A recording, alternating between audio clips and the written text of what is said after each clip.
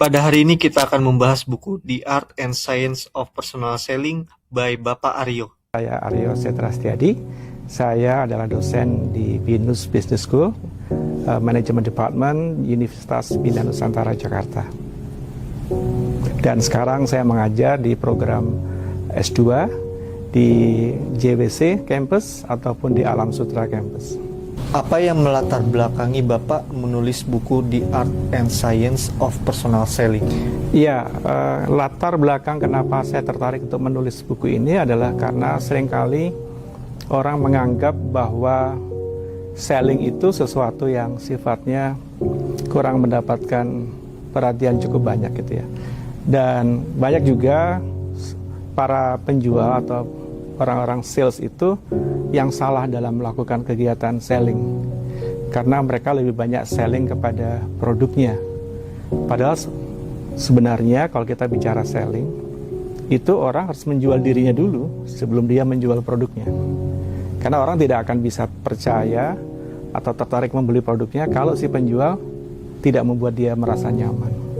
Itu salah satunya kenapa buku ini ditulis, adalah untuk memberikan pemahaman yang lebih mendalam bahwa selling itu bukan sekedar science, tapi juga ada artnya. Demikian. Bagaimana definisi personal selling yang ideal di era bisnis modern saat ini? Ya, personal selling dalam era bisnis yang modern sekarang tentunya tidak terlepas dari dunia digital. Artinya, pemahaman platform digital adalah merupakan salah satu kata kunci untuk mendukung keberhasilan dalam melakukan personal selling. Seringkali kita masih melihat personal selling adalah sebuah proses yang hanya mengandalkan kemampuan individual gitu ya. Tapi jangan lupa, di era sekarang kemampuan individual itu tidaklah menjadi satu-satunya, tapi didukung oleh teknologi. Dalamnya adalah digital. Oleh karena itu, sebagaimana seseorang sering memberikan update status gitu ya, bagaimana seseorang menginformasikan apa kegiatannya dalam sosial media adalah merupakan salah satu proses inisiasi daripada personal selling. Apa kesalahpahaman terbesar masyarakat terhadap profesi sales atau tenaga penjual yang ingin Bapak luruskan melalui buku ini? Ya, seringkali masyarakat mempunyai stigma yang kurang baik atau negatif tentang selling ya. Karena dianggap selling itu adalah pekerjaan yang memang semua orang bisa melakukan. Dianggapnya pekerjaan yang recehan gitu, yang stratanya itu di level paling bawah. Padahal sebenarnya yang terjadi bukan itu. Perusahaan mendapatkan revenue, keuntungan adalah dari proses penjualan. Oleh karena itu orang-orang atau profesi sales yang bertanggung jawab terhadap penjualan dan malah mendapatkan keuntungan atau memberikan keuntungan perusahaan harus mendapatkan prioritas. Ini sebabnya seringkali orang menganggap sales itu adalah pekerjaan atau profesi yang kurang prestis. Padahal sebenarnya nggak gitu. Karena kalau dia perlu revenue ya dia harus jualan gitu. Bahkan dalam beberapa perusahaan besar di beberapa level manajemen itu sampai yang level atas dia juga sudah harus jualan. Kalau apalagi dalam kondisi yang sudah seperti sekarang ya, everybody has to be selling gitu. Gak bisa lagi hanya mengandalkan pada profesi sales aja, tapi semua orang bisa menjual. Menurut Bapak, mana yang lebih penting? Kemampuan menjual produk atau kemampuan memahami kebutuhan pelanggan? Kemampuan menjual produk dan kemampuan memahami kebutuhan pelanggan adalah sesuatu yang bisa dilakukan secara paralel. Karena kita hanya bisa menjual kalau kita tahu produknya. Kita tahu apa fitur, keunggulan, kelebihan dari produk tersebut dan apa benefit daripada produk tersebut. Nah, benefit itu kan ada dua. Satu adalah rational benefit, kedua adalah emotional benefit gitu. Nah, salah satu untuk menjual atau mendapatkan emotional benefit adalah kita harus perlu mengetahui apa kebutuhan dari pelanggan. Oleh karena itu, ini menjadi sesuatu yang sangat sinkron sekali. Kalau kita bicara sebagai seorang sales, ya bagaimanapun kita harus tahu dulu apa kebutuhan pelanggan, apa masalahnya dia, dan masalah atau kebutuhan itu apa yang bisa kita tutup atau kita berikan solusi dari produk yang kita jual. Jadi harus dari dua arah. Dalam buku ini Bapak menekankan pentingnya memahami pelanggan. Ya. Mengapa hal tersebut menjadi fondasi utama dalam proses penjualan? Ya, karena dalam konsep selling itu kan orientasi kita harus eksternal dulu, baru internal. Karena kalau kita lebih atau masih menggunakan pendekatan internal baru eksternal, maka kemampuan kita untuk mendeteksi, kemampuan kita menganalisa, kemampuan kita memahami apa yang dibutuhkan oleh pasar atau pelanggan itu menjadi sangat terbatas. Oleh karena itu kita perlu melakukan upaya untuk memahami dulu kebutuhan pelanggan itu apa, baru kita bisa melakukan penyesuaian atau modifikasi dari produk yang kita jual. Maka banyak sekali perusahaan-perusahaan yang akhirnya mengalami kesulitan dalam melakukan selling karena dia lebih mengutamakan ya adanya ini, gimana caranya produk ini harus terjual. Itu tidak salah. Tetapi akan lebih bagus kalau pelanggan maunya apa, kita punya produk yang seperti apa, nah itu yang kita tawarkan kepada pelanggan kita. Cara menghadapi tantangan dan keberatan pelanggan dari buku yang Bapak tulis itu bagaimana? Tantangan dan keberatan pelanggan adalah sesuatu yang sifatnya adalah normal. Jadi jangan dihindari, jangan ditakuti. Karena apa? Karena pelanggan kalau dia ada keberatan atau ada hal yang tidak sesuai dengan apa yang dia butuhkan, ya itu harus dijelaskan. Karena justru itu hal yang baik gitu ya. Keberatan itu kan berarti dia peduli. Berarti dia ingin mendapatkan perhatian atau solusi dari kita sebagai penjual. Oleh karena itu, it's okay gitu ya. Kalau saya bilang ya, customer complain, customer claim itu vitamin gitu. Karena vitamin itu kan harus datang dari luar tubuh kan. Nah, justru itu harusnya sebagai penjual kita harus mencoba lebih mendalami, mencari tahu apa masalahnya. Dan kalau sudah ketahuan masalahnya, ya kita jelaskan saja. Nobody's perfect kok, gak apa-apa.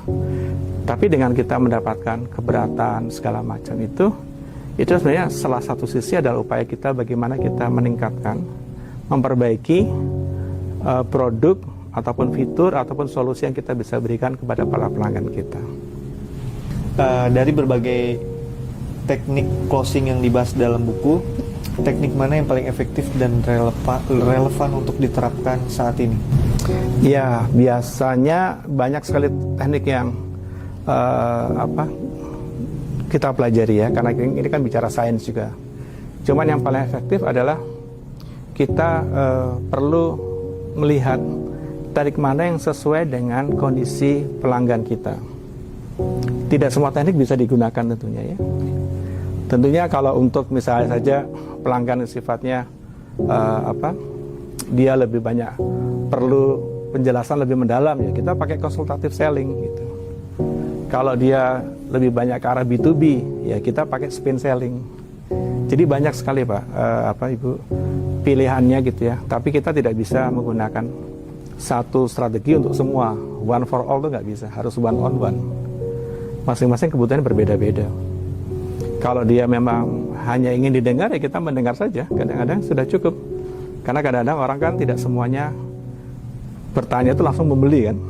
Kadang dia bertanya dulu, mencari tahu dulu, kemudian dia membanding-bandingkan, setelah itu baru dia mengatakan saya tertarik membeli atau tidak. Itu konsepnya seperti itu.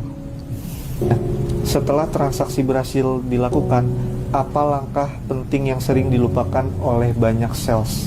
Setelah transaksi dilakukan, yang sering dilupakan adalah follow up. Tindak lanjut ini adalah merupakan satu hal yang kadang-kadang teman-teman sales itu menganggapnya kalau dia sudah mendapatkan kesepakatan, maka langkah berikutnya akan terjadi transaksi. Ini yang kadang-kadang seringkali kelewatan. Makanya dalam konteks sales itu ada yang namanya customer service. Customer service itu adalah salah satu tugasnya memfollow up. Kalau sudah dilakukan transaksi deal dengan si sales, dia follow up ngingetin, Pak ini mohon ditandatangani ya PO-nya. Pak ini mau konfirmasi nanti dikirim tanggal berapa. mohon konfirmasi ini nanti alamatnya yang dituju adalah benar ini atau enggak. Nah kadang-kadang hal seperti itu miss gitu.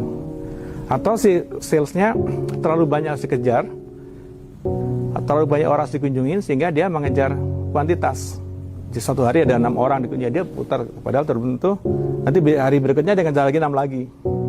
Padahal sebenarnya yang kemarin ini harus di follow up terus, karena kalau lebih dari 2 hari tidak di follow up, apa yang terjadi? Pesaing kita yang akan follow up. Itu yang bahaya. Mengapa membangun hubungan pelanggan jangka panjang lebih menguntungkan dibanding hanya mengejar target penjualan sesaat? Ya, dua-duanya penting sih, antara mengejar penjualan sesaat dan membangun hubungan jangka panjang itu sama-sama penting. Karena kan selling itu kan kita bicara harusnya jangka panjang ya. Karena jangka panjang, karena perusahaan itu harus sustainability, harus berkelanjutan, ada berkesinambungan. Jadi kalau bisa sekali beli ya besoknya beli lagi. Nah, cuman kalau hanya sekedar membeli, tapi tidak ada value yang kita tawarkan, itu menjadi sesuatu yang akhirnya membuat pelanggan tidak merasa diperhatikan gitu. Oleh karena itu saran saya, hubungan pelanggan penting ya, tapi jangan terlalu nyaman di situ. Banyak orang-orang sales yang nyaman hubungan dengan pelanggan, sudah dekat dengan dia datang hanya sekedar ngobrol aja, tapi dia lupa nggak minta ordernya gitu. Order tetap harus dicari. Nah kadang-kadang banyak sekali orang-orang sales yang mungkin sudah kenal baik malah sungkan minta order, padahal nggak bisa. Selling itu numbers, selling itu mencari transaksi. Tapi transaksi itu bisa terjadi kalau saya punya hubungan baik dengan yang bersangkutan. Maka hubungan baik itu selalu dibina gitu.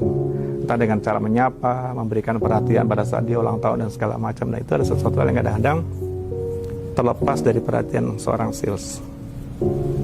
Jika pembaca hanya mengingat satu pelajaran terpenting dari buku ini, pesan apa yang ingin Bapak tinggalkan mengenai seni menjual dan membangun hubungan pelanggan?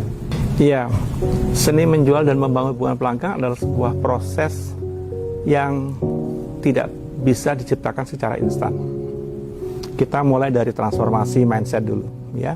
Kemudian kita belajar mengenai bagaimana membangun hubungan, kepercayaan, trust. Kemudian kita prospecting, mengeksplorasi need dan wants-nya gitu ya, presentasi, closing dan segala macam. Secara ringkas kita katakan bahwa saya sampaikan bahwa selling itu bukan sekedar hanya transaksi ya, tapi kita bicara lebih ke arah hubungan antara manusia. Bagaimana membangun relationship sebenarnya.